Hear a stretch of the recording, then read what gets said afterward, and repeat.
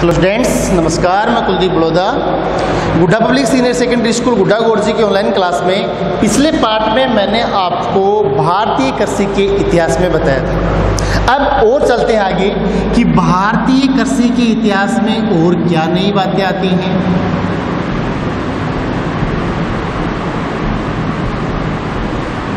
भारतीय कृषि का इतिहास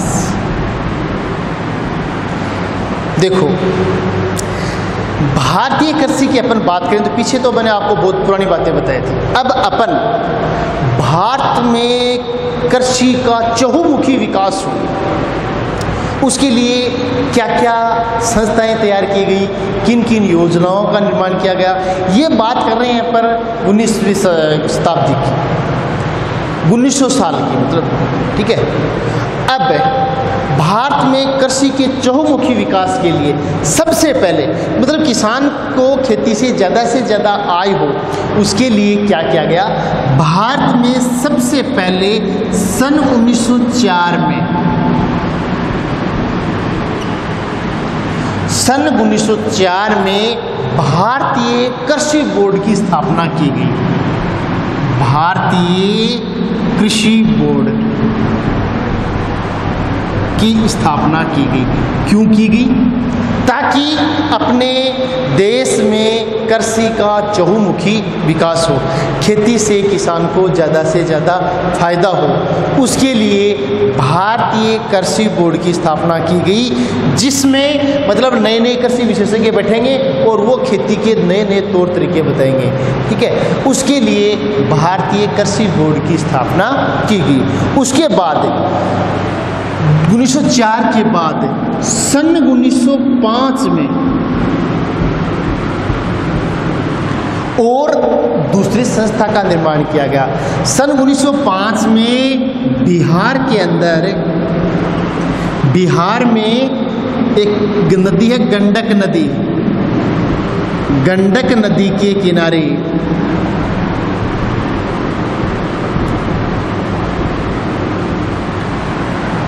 बिहार के अंदर गंडक नदी के किनारे कृषि कार्यों में शोध के लिए, खेती के अंदर नए नए शोध किए जाएं, नए नए तकनीकें अपनाई जाएं, उसके लिए एक प्रयोगशाला तैयार की गई जिसका नाम था फिप्स प्रयोगशाला। बिहार में कौन सी नदी किनारे? गंडक नदी किनारे। ये जिला कौन सा था बिहार का? गंडक नदी कहाँ थी? जिला था दरभंगा। बिहार के दरभंगा जिले में गंडक नदी के किनारे पर कृषि कार्यों में शोध के लिए एक प्रयोगशाला स्थापित की गई जिसका नाम था फिप्स प्रयोगशाला। इसकी स्थापना की गई किसके लिए? खेती के अंदर नए नए शोध करने के लिए, ठीक है। फिप्स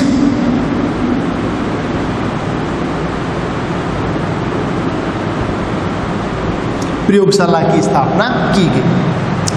ये फिफ्थ प्रयोगशाला, इसको आज अपन ICR बोलते हैं, ICAR।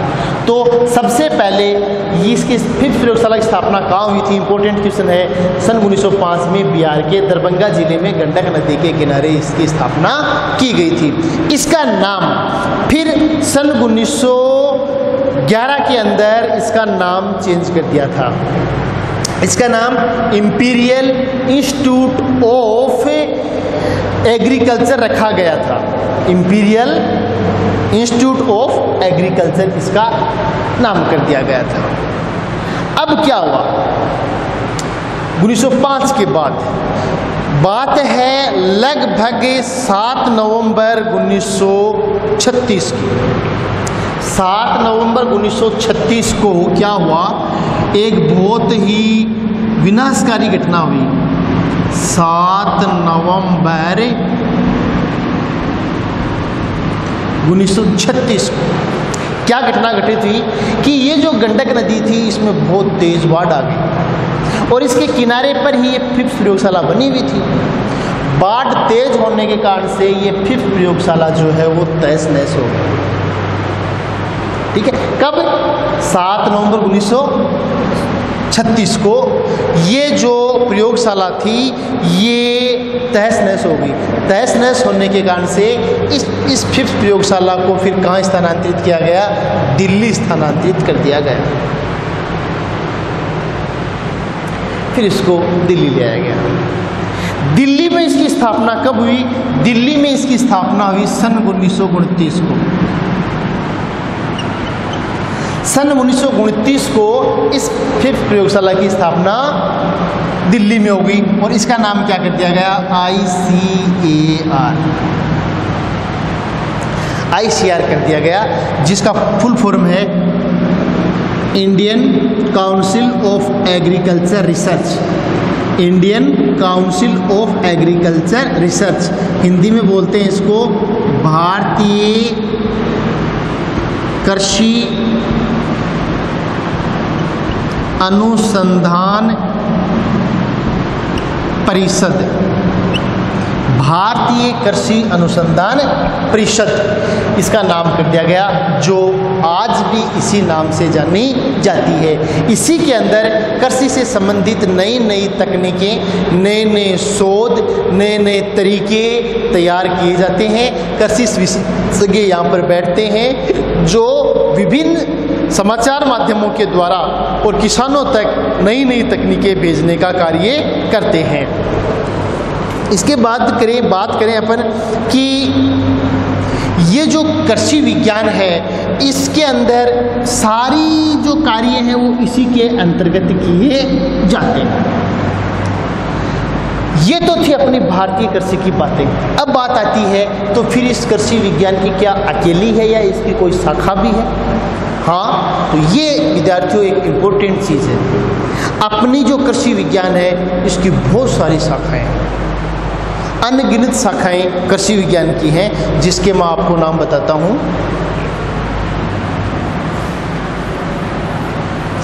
भारतीय कृषि प्राचीन तो है ही है, तो जबकि क्यों है इसके पीछे कारण क्या है कि अपने देश के अंदर पहले आय का कोई अन्य साधन नहीं था, खेती करके ही जो लोग थे वो अपना आजीविका चलाते थे। अब बात करें अपन कृषि विज्ञान की शाखाओं की। कृषि विज्ञान की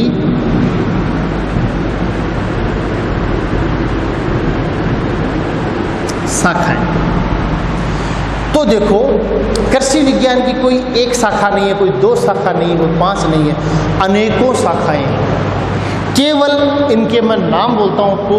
कृषि विज्ञान की अनेक शाखाएं हैं, जैसे सस्य विज्ञान, उद्यान विज्ञान, इसके अलावा कीट विज्ञान, कीट विज्ञान के अलावा पादप रोग विज्ञान। इसी के अंदर आता है अपना जो मधुमक्खी पालन, पशुपालन, रेशम कीट पालन, ठीक है, ये भी इसी कृषि विज्ञान के अंतर्गत आते हैं। इसके अलावा अपन कह सकते हैं कीट विज्ञान। कीट विज्ञान जो है वो भी इसी में आता है। मछली पालन भी इसी में आता है, लाख उत्पादन भी इसी में आता है, ठीक है, और वन विज्ञान भी इसी के अंतर्गत आता है। तो ऐसे इस कृषि विज्ञान की अनेक शाखाएं हैं, ठीक है।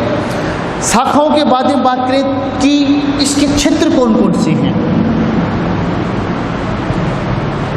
कृषि विज्ञान के क्षेत्र, तो क्षेत्र इसके सीमित है। कृषि विज्ञान के जो क्षेत्रों की बात करें तो पहला क्षेत्र तो इसका आता है वैज्ञानिक खेती। कृषि विज्ञान का पहला क्षेत्र होता है वैज्ञानिक खेती। वैज्ञानिक खेती के अलावा इसका दूसरा, खेती करेगा, खेती में अनाज उत्पन्न होगा तो दूसरे लोगों की सेवा होगी, तो दूसरा क्षेत्र आता है सेवा क्षेत्र। नंबर 1 वैज्ञानिक खेती, नंबर 2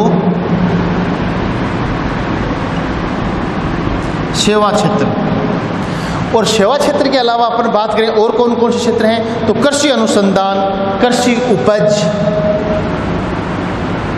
कृषि अनुसंधान, कृषि उपज,